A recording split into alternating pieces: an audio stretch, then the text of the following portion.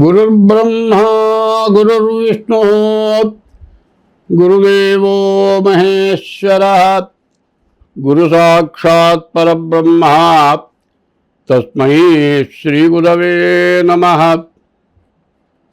అగజానన పద్మార్కం గజానన మహర్నిశం అనేకదం త్వం భక్తానాం ఏకదంతముపాస్మహే. వందే శంభుమమాపతిం సుతగురుం వందే జగత్కారణం వందే పన్నగభూషణం మృగధరం వందే పశూనాం పతిం వందే సూర్యశశాంకవక్నినయనం వందే ముకుందప్రియం వందే భక్తజనాశ్రయం చ వరదం వందే శివం Shankaram. Yeah కుందేంద్రతుషారహారధవళా yeah శుభ్రవస్త్రాన్వితా yeah వీణా వరదండమండితకరా yeah శ్వేతపద్మాసనా yeah బ్రహ్మాచ్యుతశంకరప్రభృతిభిర్దేవైः సదా పూజితా సా మాం పాతు సరస్వతి భగవతి భారతీ నిక్షేషజాడ్యాపహ. కష్టాలు మన చేతులారా చేసుకుంటే వచ్చేవి కష్టాలు రాకుండా పోయేవి కూడా మన చేతులారా చేసుకుంటే ఉన్నాయి. ఈ కష్టాలు రాకుండా పోవాలి అంటే మనకు ప్రత్యేకమైన విశేషమైన రోజులు ఉన్నాయి. ఆ రోజుల్లో కష్టాలు రాకుండా పోతాయి. అయితే ఆ కష్టాలు రాకుండా ఉండేటువంటివి మనం చేసిన తర్వాత ఇక కష్టం వచ్చేటువంటి పాపపు పనులు చేయకూడదు. పాపపు పనులు చేస్తే ఇదివరగొట్టిన కష్టం కంటే విపరీతమైన కష్టం ఖచ్చితంగా వస్తుంది. మరి ఈ కష్టాలు వ్యాధులు కూడా పూర్వజన్మ పాపం వల్ల వస్తున్నాయి. కష్టాలు కూడా పూర్వజన్మ ఈ జన్మ పాపం వల్ల వస్తున్నాయి. ఇక పోవటానికి మార్గం ఉంది. ఆ మార్గం ఎట్లా ఉంటుందో చెప్పుకుందాం. మరి కంచి చంద్రశేఖరేంద్ర సరస్వతి స్వామివారు, ఆయన కొంతమంది శిష్యులు ఉన్నారు. ఆయన శిష్యుల్లో ఒక ఆయన మా గురువు గారు. ఆయన పేరు అన్నదానం సుబ్బావధానులు గారు. మరి ఆయన ధూళిపాడ సినిమా యాక్టర్కి కూడా మంత్రోపదేశం చేశారు. ఆయన ధూళిపాడ గారు కట్టిన గుళ్ళోనే మాకు కూడా ఒక మంత్రోపదేశం కొన్ని రకాల మంత్రాలు ఉపదేశం చేశారు. చేసేటప్పుడు చేయించుకున్నాం. ఇది తప్పకుండా చెయ్యాలని చెప్పారు, చేస్తున్నాం. చేస్తూ ఉంటే నా పెద్ద కూతురికి ఒక కొడుకు పుట్టాడు. వాడికి కాళ్ళు వంగవు, పాదాలు వంగవు, కింద ఆనం. అప్పుడు ఆయన దగ్గరికి వెళ్ళి గురువుగారు ఇట్లా సంగతి అంటే, చెప్పిన మంత్రం జపం చేయరా అన్నారు. కాదండి మీరు రాండి అంటే, నేను వచ్చేటైతే మీకు చెప్పడం ఎందుకు, మీరు చేయకుండా నేను రావడం ఎందుకు అంటే, ఒక్కరోజు ప్రారంభం చేసి మీరు వెళ్ళండి చాలన్నా. సరే వచ్చారు, కూర్చున్నారు. 16 రోజులు చేశాం. పొద్దున కూర్చుంటే రాత్రి దాకా భోజనం లేకుండా చేశాం. 16వ రోజు లేచి మంచం పట్టుకొని నడుస్తాడని చెప్పారు. నడిచాడు. ఆ కాలు పాదం వంగదు, నీడుకుపోయి ఉంది. 3 రకాలుగా వంచాలి, 3 సార్లు ఆపరేషన్ జరగాలి. 6 నెలలకు ఒకసారి మరి పాదం వంగాలి. పసిపిల్లవాడు, కనీసం 6 నెలల పిల్లవాడు. 3 సార్లు 6 నెలలకు ఒకసారి, 6 నెలలకు ఒకసారి, 6 నెలలకు ఒకసారి, సంవత్సరంన్నర వరకు 3 ఆపరేషన్లు జరగాలి. ఆ ఆపరేషన్ చేస్తేనే పూర్తిగా వస్తుంది. రాదు అని మేము చెప్పలేము. రావచ్చు, రాకపోతే మా బాధ్యత కాదని చెప్పారు. ఫిజియోథెరపీ అన్నారు. కాలు పట్టుకొని ఉంచుతున్నారు, ఎట్లా ఇరగదీసినట్టే. వాడు కేకలు పెడుతున్నాడు. రాత్రి కూడా మంచం మీద పడుకొని ఎగిరెగిరి పడుతున్నాడు. చేతుల ప్రాణం చేయొద్దు అని ఆ మంత్రం జపం చేసిన తర్వాత లేచి నడిచాడు. అది పూర్వజన్మలో చేసుకున్న పాపం ఏమిటో నాకు తెలియదు, ఈరోజుకు బాగానే ఉన్నాడు. ఇట్లా ఆయన నడిచే దేవుడు అని పేరు వచ్చింది. ఆయన చేయటం కాదు, ఆయన శిష్యులు కూడా మంత్రానుష్ఠానం చేసి, ఆయన శిష్యులకి మేము శిష్యులం, 3వ తరం శిష్యులం మేము. ఆ అనుష్ఠానం చేసి మరి దానివల్ల ఎంతోమందికి ఎన్నో పనులు అయినాయి. ఇట్లా జరిగింది. మాకు ఆ విధమైన బాధల నుంచి బయటపడటం చేత ఆ మంత్రం మీద, చెప్పిన ఆ మంత్రాల మీద నమ్మకం ఉండి, సరిగ్గా నాకు చెప్పాలంటే ఇప్పటికీ 82 సంవత్సరాల వయసు, ఈరోజు వరకు కూడా స్నానం చేసి ఆ మంత్ర జపం చేయకుండా భోజనం అంటూ చేసి ఎరగను. నేను బాగుంటున్నాను, నా దగ్గరకు వచ్చిన వాళ్ళు ఎవరైనా సరే వాళ్ళు బాగుంటున్నారు. జ్యోతిష్యం అనే దానికి ఒక అర్థం ఉంది. జ్యోతిష్యము అంటే జ్యోతి అనగా వెలుగు, ష్యం అనేది చెప్పగలిగింది. చీకట్లో చిన్న వెలుగులో చూసి చెప్పినట్లుగా చెప్పగలిగింది జ్యోతిష్యం. జ్యోతిష్యం పుస్తకాలు చదివాం.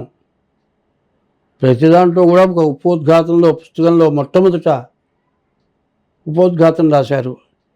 ఎవరైనా సరే జ్యోతిష్యం చెప్పేవాళ్ళు ధనాశ, మోసం చేసి సంపాదించడం, పాపం చేయటం, రకరకాలైన సమస్యలతో పాపం సంపాదించుకోవటం, ఇట్లాంటి పాపాలు చేస్తే, పాపం చేసి డబ్బు సంపాదించినా, మరి ఎవరిని మోసం చేసి కాజేసినా, అబద్ధమాడినా, దొంగతనం చేసినా నీ జ్యోతిష్యం పనికిరాదు. ఇది కూడా కాకుండా దైవబలం, మంత్రబలంతో దైవశక్తి కలిగి జ్యోతిష్యం చెప్పమన్నారు. ఆ జ్యోతిష్యం ఫలిస్తుందని చెప్పారు. అట్లా ఇట్లాంటివి జరగటానికి ఎన్నో రోగాలు. కొంతమంది చంద్రశేఖరేంద్ర సరస్వతి స్వామివారి దగ్గరికి వచ్చిన వాళ్ళకి క్యాన్సర్ అంటే క్యాన్సర్ బతకరు. అటువంటి క్యాన్సర్ కూడా పోగొట్టారు ఆయన. ఇవన్నీ కూడా పాపాల వల్లే వస్తున్నాయి. ఇప్పుడు పాపం విపరీతంగా పెరిగింది. ప్రపంచ దేశాలు ఉన్నాయి, కొన్ని పెద్ద పెద్ద దేశాలు ఉన్నాయి, ఎక్కువ చిన్న చిన్న దేశాలు ఉన్నాయి. చిన్న దేశాలకు ఏది అవసరం వచ్చినా పెద్ద దేశాలు సహాయం చేస్తాయి. అట్లా సహాయం చేయాలంటే వాళ్ళు చెప్పినట్లు వినాలి. నువ్వు బలా దేశంతో యుద్ధం చేయాలంటే యుద్ధం చేయాలి. ఆ యుద్ధం చేయడానికి ఆయుధాలు కావాలంటే వాళ్ళు అమ్ముతారు, కొనుక్కోవాలి. రెండు దేశాలు యుద్ధం చేస్తాయి, అవి నాశనం అయిపోతాయి. ఈ పెద్ద దేశాలు బాగుపడతాయి. పెద్ద దేశాలన్నీ ఒక పార్టీ, చిన్న దేశాలు ఒక పార్టీ. ఇట్లా చేసుకొని మనకంటే పెద్దవాళ్ళకంటే ఇంకా మనం పెద్దవాళ్ళం కావాలి అనేటువంటి దురాశ, ఆశకి అంతు లేకుండా ప్రపంచ దేశాలను కూడా ఇట్లా తయారైనాయి. ఇది అంతర్యుద్ధం అనాలి. ఎవరైతే యుద్ధాన్ని కల్పించారో వాళ్ళు మాత్రం బయట కనపడరు, వాళ్ళు కొట్టుకొని చస్తారు. చివరికి వచ్చేప్పటికల్లా వీరి ఇతర దేశంతో యుద్ధం చేస్తే ఆ దేశం వాళ్ళు వీరి మీద బాంబులు వేస్తారు, వీరి దేశం పాడైపోతుంది. వాడి మాట వినకపోతే వాడికి అవసరమైనవి వీళ్ళు ఇవ్వరు. ఇట్లా తయారు చేసి, మరి సముద్రంలో చేపలు, రకరకాల చేపలు ఉన్నాయి. చిన్న చేపని పెద్ద చేప తింటుంది, పెద్ద చేపని ఇంకా పెద్ద చేప తింటుంది, ఆ పెద్ద చేప కంటే ఇంకా పెద్ద చేప తింటుంది. ఇన్ని చేపల్ని తిమింగలం అనేది తింటుంది. ఇట్లా సముద్రంలో రకరకాల చేపలు ఎట్లా ఉన్నాయో ప్రపంచంలో దేశాలు కూడా అట్లా తయారండి. ఈ తయారవటం చేత మంచివాడు బతకడానికి అవకాశం లేకుండా పోయింది. ఈ మంచివాడు బతకాలంటే బెదిరించి, కొంతమంది మారణకాండ వాళ్ళు సొంతగా చేస్తున్నారా, వెనక వాళ్ళ ఒత్తిడి వల్ల జరుగుతుందా, ఎవరు కనుక్కోలేకపోతున్నారు. ఇటువంటి దురాగతాలు జరుగుతున్నాయి. ఈ దురాగతాలు లెక్కేస్తే 100లో 99 దురాగతాలు బాగా కనపడుతున్నాయి. మరి అన్నిటికీ కూడా మందులు ఉన్నాయి. ఇంగ్లీష్ మందులకేమో యాంటీబయాటిక్ అంటారు. ఏ మందుకైనా యాంటీబయాటిక్ వాడతారు. అన్నిటినీ మించిన యాంటీబయాటిక్ ఇప్పుడు ఆషాఢ మాసంతో ప్రారంభమవుతుంది. ఈ ఆషాఢ మాసంలో జూలై నెల 6వ తారీఖు ఏకాదశి ఆదివారం. అది తొలి ఏకాదశి అంటారు. తర్వాత జూలై నెల 10వ తారీఖు వ్యాస పూర్ణిమ, గురు పూర్ణిమ అంటారు. చూడండి, ఆషాఢ శుద్ధ ఏకాదశి వచ్చేప్పటికల్లా ఆదివారం రోజున అది తొలి ఏకాదశి. అట్లాగే జూలై నెల 10వ తారీఖు పూర్ణిమ, వ్యాస పూర్ణిమ, గురు పూర్ణిమ. ఈ రెండు ఏమిటో తెలుసుకుందాం. ఈ ఏకాదశి ఏంటంటే ఏరు ముందా ఏకాదశి ముందా అనేవాడు. ఒక గాలి బయలుదేరుతుంటుంది, చల్లటి గాలి, విపరీతమైన గాలి వస్తుంది. ఏరు నది రాబోయే ముందు ఆ విధమైనటువంటి గాలి వస్తుంది. ఆ గాలి ఏరు రాబోతుందని అనుకుంటారు. అంతకుముందు నదిలో చుక్క నీళ్ళు లేకపోయినా నది పొంగి పొర్లి కొన్ని ఊరుగా కొట్టుకుపోయేవి. అంటే ఆ నీరు మనకు మేలు చేసేది తొలి ఏకాదశి. పూర్ణిమ, ఈ వ్యాస పూర్ణిమ, గురు పూర్ణిమ. ఇప్పుడు మనకున్నటువంటి గురువులు శంకర పీఠాలు, ఇట్లా మరి వైష్ణవ పీఠాలు, రామానుజ పీఠాలు, ఇట్లా మధ్వ పీఠాలు, ఇట్లా రకరకాలైన పీఠాలు ఉన్నాయి. ఈ పీఠాలలో కూడా పీఠాధిపతులైన వారు ఉన్నారు. వాళ్ళంతా కూడా ఆషాఢ పూర్ణిమ నుంచి మరి చాతుర్మాస వ్రతం చేస్తారు. ఆషాఢం, శ్రావణం, భాద్రపదం, ఆశ్వేజం, కార్తీకం, ఇది మొత్తం 4 మాసాలు చాతుర్మాస వ్రతం. ఆషాఢ శుద్ధ పూర్ణిమ రోజున శ్రీ మహావిష్ణువు పాల సముద్రంలో యోగ నిద్రలోకి వెళ్తాడు. అటువంటి శ్రీ మహావిష్ణువు కార్తీక శుద్ధ ఏకాదశి రోజున తులసి వనంలోకి భూలోకంలోకి వస్తారు. ఈ చాతుర్మాసాలు చాలా విశేషమైన రోజులు. ఎటువంటి రవరవాది నరకం అంటే నరకాలు ఎట్లా ఉంటాయంటే స్త్రీ హత్య పాపం, శిశు హత్య అంతకంటే పాపం, భ్రూణ హత్య అంతకంటే ఇంకా పాపం, స్త్రీని చంపితే పాపం, మరి శిశువుని చంపితే పాపం, భ్రూణ హత్య గర్భిణీతో ఉన్నటువంటి స్త్రీని కొట్టి గర్భస్రావం అయిపోయి గర్భంలో ఉన్నటువంటి పిండం చచ్చిపోయి ఆ తల్లి చచ్చిపోతే స్త్రీ హత్య, శిశు హత్య, భ్రూణ హత్య, గోహత్య, ఇట్లాంటి మహాపాపాలు ఉన్నాయి. ఇటువంటి మహాపాపాలన్నిటికీ కూడా అనేక రకాలైన దేవతా పూజలు ఉన్నాయి. అయితే పరివర్తన అంటారు. ఆ పరివర్తన ఎట్లా వస్తుందంటే నీకు ధనం లేక ఇబ్బంది కావచ్చు, అన్ని రకాల ధనం ఉండి ఇబ్బంది కావచ్చు. ధనం ఉన్నా కూడా, ఎంత ఐశ్వర్యం ఉన్నా కూడా ఎందుకు బతుకుతున్నారో అర్థం కాదు, నిద్ర పట్టదు, ఆ బాధ తట్టుకోలేరు. ఎంతోమంది దగ్గరికి వెళ్తారు. పాపం చేసిన వాళ్ళు తిండి లేక ఇబ్బంది పడతారే తప్పితే ధనం ఉండి బాధపడే వాళ్ళంత బాధ విడిపడరు. ఈ మహాపాపాల వల్ల రకరకాలైన బాధలు వస్తున్నాయి. ఈ వచ్చే ఆషాఢ మాసం, ఈ ఆషాఢ మాసంలో ఎటువంటి పూజలు ఉన్నాయి. ఒక్క పూజను చెప్పడానికి వీల్లేదు, ఒక్క వ్రతం చేయడానికి వీల్లేదు, ఒక్క హోమం చేయడానికి వీల్లేదు, ఒక్క జపం చెప్పడానికి వీల్లేదు. ప్రతి జపం, ప్రతి హోమం, ప్రతి పూజ, మరి ప్రతి దీక్ష కూడా బాగా ఉపయోగపడేటువంటివి. కొంతమంది శని హోమం చేస్తారు, కొంతమంది సుదర్శన హోమం చేస్తారు, కొంతమంది అమ్మవారిని పూజిస్తారు, కొంతమంది విష్ణుమూర్తిని పూజిస్తారు. ఏ దేవతను పూజించినా కూడా మంచి సత్ఫలితం వస్తుంది. కానీ అప్పుడు కూడా ఎవరికి ఎటువంటి అపకారం లేకుండా ముందు చేయటం నేర్చుకోవాలి. ముందు ఎవరితో కూడా ఎవరిని అనవసరంగా మాట్లాడకుండా ఉండటం, ఎవరిని తిట్టకుండా ఉండటం కాదండి. అవసరం వచ్చింది, వాడు నన్ను కొట్టాడు, తిరిగి కొడతా. మా ఇంట్లో వాడిని చంపాడు, నేను వాడిని చంపుతా. ఇది ఎట్లా జరుగుతుందో ఒక ఉదాహరణ చెబుతా. మా గురువుగారు ఒక ఆయన ఉన్నారు. ఆయన టైఫాయిడ్ జ్వరం వచ్చింది. ఆయన హాస్పిటల్లో ఉన్నారు, గుంటూరు కాసర్నేని సదాశివరావు హాస్పిటల్. ఆ హాస్పిటల్లో మా గురువు గారి పేరు అవ్వారి పాపయ్య శాస్త్రి గారు. ఆయనకి జ్వరం వచ్చింది.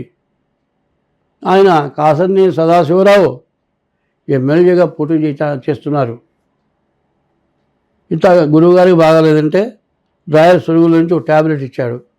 ఆ ట్యాబ్లెట్ వేస్తే ఒంటి మీద ఉన్నటువంటి చర్మం మొత్తం కనీసం ఒక 6 అంగుళం మందాలు మొత్తం ఊడిపోయింది. రక్తపు మాంసపు ముద్ద తప్పితే ఏమీ లేదు. అతని మీద కేసు పెట్టాలని మేము కొంతమంది బయలుదేరాం. ఒక గవర్నమెంట్ డాక్టర్ కూడా వచ్చాడు. ఆయన మీద కేసు పెట్టాలని బయలుదేరితే, ఒరే వద్దురా, ఎందుకు అంటే మా ఇంటికి పోరా, బీరువాలో జాతక చక్రం ఉంది, చూసి తీసుకురా అన్నారు. ఆ జాతక చక్రం తీసుకొచ్చాము. ఫలానా తారీఖు సంవత్సరం నెల, ఫలానా తారీఖు నెల సంవత్సరం రోజున విషప్రయోగంతో మరణం అని రాసుకున్నారు జాతకంలో. ఆయన మరణం ఆ విషం సేవించడం వల్ల మరణం వచ్చింది. ఆ విషం ఇవ్వటానికి వాడు కారకుడు కాదు, ఎవరు కాదు, నా జీవితమే కారణం, అందువల్ల నేను చచ్చిపోతున్నానన్నారు. ఆయన శవాన్ని ఎవరు ముట్టుకుంటానికి కూడా అలా మేమే తీసుకెళ్ళి ఆయన దానం చేశాం. మరి ఇట్లాంటివి ఒకడు చంపడం కానీ ఇంకోడు చంపబడటానికి కానీ ఎవరు కారకులు కాదు, అంతకుముందు ఉన్నటువంటి పాపమే కారణం. దాన్ని ప్రతీకారం తీసుకుందాం అనుకుంటే అంతకంటే పాపం ఇంకొకటి లేదు. ఎందుకంటే ఇప్పటికి నాకు 82 సంవత్సరాలు వచ్చినా అట్లాంటి విపరీతమైన బాధలు ఈరోజు కూడా నేను అనుభవిస్తున్నా. ప్రతీకారం తీర్చుకుందామని ఖచ్చితంగా అనుకుంటాడు ఎవడైనా సరే. ఎందుకంటే పెద్దవాళ్ళు వాళ్ళ ద్వారా విని తెలుసుకున్న తర్వాత ప్రతీకారం తీర్చుకుంటానికి నేను బాధ్యుడిని కాదు. అది జరగటానికి, జరిపించడానికి అది భగవంతుడి యొక్క నిర్ణయం తప్పితే వేరే కాదు. వాడేదో నన్ను హింస పెడుతున్నాడు, వాడి మీద ప్రతీకారం తెచ్చుకుందాం అనేటువంటి మనస్తత్వం ఉండకుండా దైవాన్ని నమ్మాలి. అది ఎవరైతే నమ్ముతారో, ఇక్కడి నుంచి చాతుర్మాసాల్లో జ్యోతిష్యం ద్వారా కూడా ఉన్నది. సూర్యుడికి అధిదేవత రుద్రుడు, అట్లాగే వృషభ రాశికి ఈశ్వరుడు, వృషభం అంటే ఎద్దుడు, ఈశ్వరుడు వాహనం. అట్లాగే మిథునానికి వచ్చేప్పటికల్లా అధిదేవత విష్ణువు.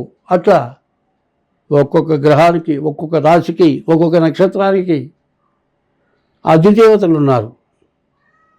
ఆ గ్రహాల పూజలే కాక ఆ అధిదేవతలకు కూడా పూజలు చేస్తాం. అట్లా పూజలు తెలుసుకొని చేయాలి.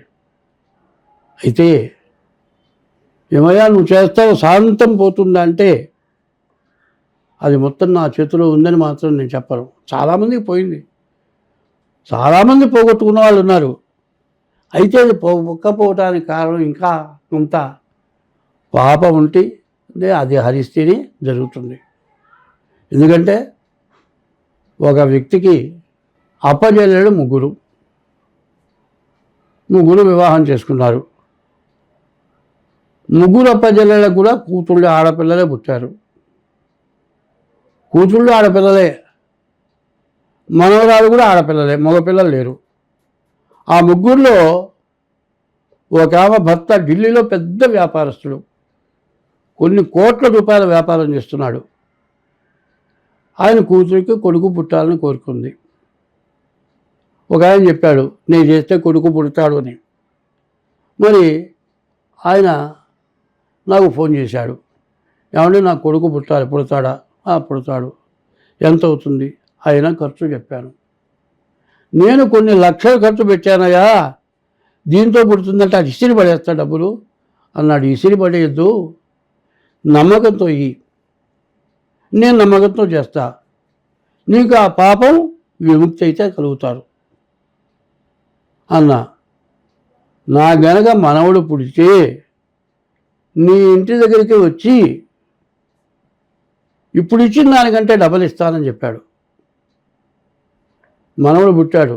రాత్రి 12 గంటలకు ఆపరేషన్ చేశాడు. చేసి ఫోన్ చేశారు. ఆయన ఎవరో నాకు తెలియదు. ఫోన్లో వాట్సాప్ కాల్లో ఆయన మొహం నేను, నా మొహం ఆయన చూసాం. వెతుక్కుంటూ వచ్చి 10 మందిని అడిగి, ఈయనైనా నిజమేనా? దాదాపు నాకంటే లావుగా ఉంటాడు. డబ్బులు చేతిలో పెట్టి కాలు పట్టుకున్నాడు. అది నా గొప్పతనం, నేనే చేశాననుకోవటం అంతా గొప్పతనం కాదు. భగవంతుడికి మనం చేస్తున్నాం, ఆ భగవంతుడి అనుగ్రహం అతను పొందుతున్నాడు. మనం చెప్పినట్లుగా అతను ప్రవర్తించాలి. దానివల్ల పాపం పోతుంది, దానివల్ల బాధలు కష్టాలు పోతాయి. కష్టాలు పోవాలి అంటే ఒకదాంతో కాదు, 1కి 4 రకాలు చేస్తే ఖచ్చితంగా కష్టాలు పోతాయి. ఎట్లా పోతాయి ఒకటి చెబుతా. కృతయుగంలో యజ్ఞయాగాది క్రతువులు చేస్తే, కృతయుగంలో తపస్సు చేస్తే మోక్షం. త్రేతాయుగంలో యజ్ఞయాగాది క్రతువులు చేస్తే మోక్షం. కలియుగంలో కలవు స్మరణాన్ముక్తి, కలియుగంలో భగవంతుడి నామస్మరణ చేస్తే మోక్షం. ఇన్ని రకాలు మనకుంటే కలియుగంలో చాలా తేలిక. కృతయుగంలో తపస్సు చేసి మళ్ళీ త్రేతాయుగంలో జన్మ ఎత్తి ఎన్నో హోమాలు చేస్తే వాళ్ళకి మోక్షం వస్తుందో లేదో నమ్మకం లేకపోయింది. ఏమిటా అంటే అప్పుడు చెప్పారు, కలియుగంలో పాపం అనేది చేయకుండా నన్ను నమ్ముకొని నన్ను పూజిస్తే ఖచ్చితంగా మోక్షాన్ని ఇస్తానని చెప్పారు. కలవు స్మరణాన్ముక్తి. విష్ణు సహస్రంలో ఇచ్చారు, హరేర్నామ హరేర్నామ హరేర్నామ ఇవ కేవలము కలవు నాస్త్యేవ నాస్త్యేవ నాస్త్యేవ గతిరన్యథ. హరే రామ రామ రామ హరే హరే హరే కృష్ణ కృష్ణ కృష్ణ హరే హరే. ఇది షోడశనామాని కలి కల్మషనాశనం. 16 నామాలు, 16 నెలలు, 32 అక్షరాలు. పళ్ళు కూడా పైన 16 కింద 16, 32 పళ్ళు. కొడితే 32 పళ్ళు రాలుతాయి అంటారు. 32 అక్షరాలతో 16 నామాలు. హరేర్నామ హరేర్నామ హరేర్నామ ఇవ కేవలం కలవు నాస్త్యేవ నాస్త్యేవ నాస్త్యేవ గతిరన్యథ అని చెప్పుంది. మాకు ఊహ తెలిసిన తర్వాత ఈ హరే రామనామంతో మోక్షాన్ని పొందినటువంటి మహామహులు మరి భక్త రామదాసు గారు, తర్వాత త్యాగయ్య గారు, తర్వాత మరి వాసుదాసుల వారు, తర్వాత ఈ కలియుగంలో నాకు ఊహ తెలిసిన తర్వాత రఘువర్ దాస్ గారు ఈ హరిరామ నామంతో వాళ్ళు సద్గతిని పొంది ఎంతోమందికి సద్గతిని కలుగజేశారు. కాబట్టి జరిగినవి కాక జరుగుతున్న రోజుల్లో కూడా హరిరామ నామంతో ఎంతోమంది సద్గతి పొందారు. హరిరామ నామంతో ఇంగ్లీష్ వాళ్ళ రాజ్యాన్ని తెలుగు వాళ్ళు హరిరామ నామం చేసి మన రాజ్యాన్ని మనం పొందాం, మన భారతదేశానికి గెలుచుకున్నాం. ఇది విశేషమైంది. బాధలు పోవాలన్నా, పాపం పోవాలన్నా, మనిషి సద్గతి పొందాలన్నా, వంశ వృద్ధి కావాలన్నా, మళ్ళీ జన్మ లేకుండా పోవాలన్నా భగవంతుడు దైవం ఒక్కడే మనకు మార్గాలు చూపించేవాడు. స్వస్తి.